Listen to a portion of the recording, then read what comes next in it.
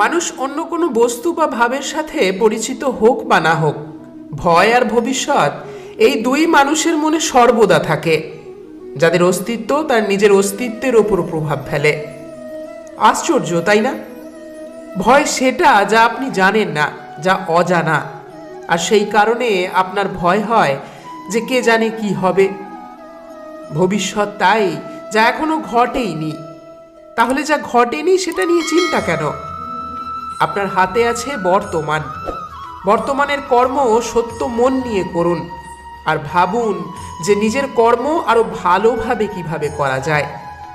আর নিজের উপরে ভরসা রাখুন।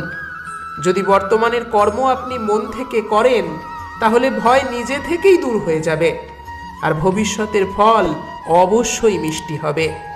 তাই এই ভয় আর ভবিষ্যৎকে নিয়ে চিন্তিত হবেন না, এই বর্তমানেই বাঁচুন।